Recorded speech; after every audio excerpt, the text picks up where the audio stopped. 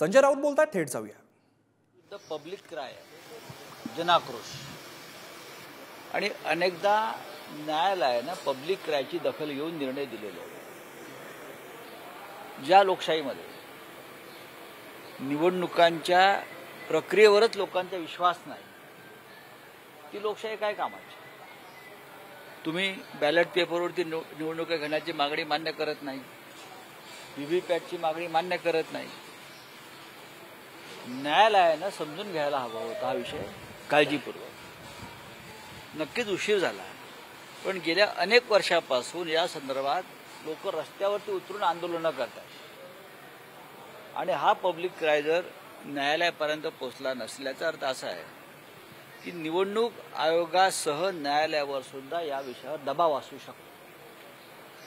लोकांचा विश्वासच नाही या निवडणूक पद्धतीवर, की आम्ही दिलेलं मत कुठे जाते ते आम्हाला दिसत नाही, कळत नाही. आम्ही मतदान करतोय कोणाला आणि मत जात आहे दुसरीकडे.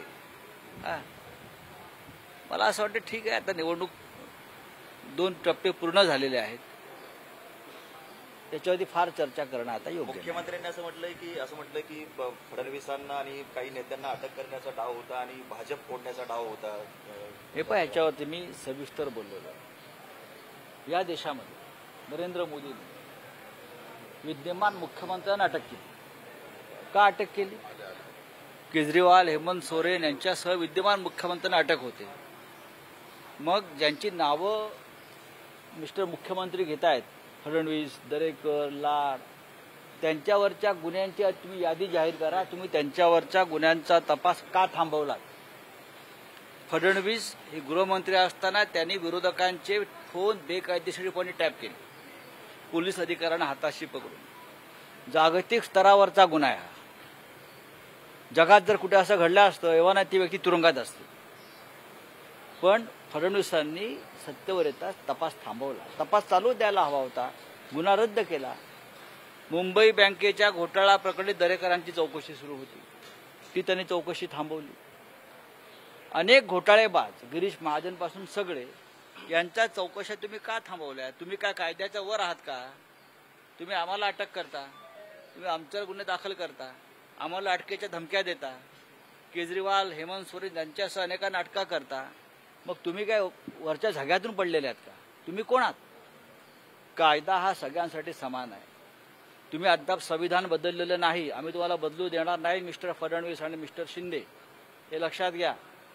तुमच्यावर गंभीर स्वरूपाचे गुन्हे होते. मुळात एकनाथ शिंदे ह्यांनाच फडणवीस अटक करणार होते, हे तुम्हाला माहिती आहे का? म्हणून घाबरून पळून गेले. हे डरपोक लोक आहेत, हे अटकेला घाबरले.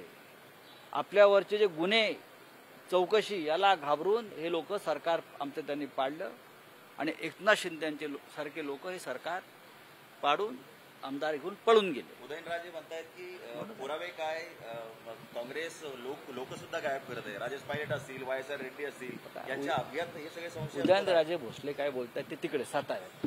थोड्या वेळात मुख्यमंत्री ते पोहोचतायत, त्यांना शिर्डीबद्दल किंवा महाराष्ट्राबद्दल खूप चिंता लागली. आणि मग मुख्यमंत्री आमच्या मागे मागे धावत येत आहेत, आम्ही आलोय म्हणून. आम्ही इथे काय करतो पाहण्यासाठी. चला, थँक्यू.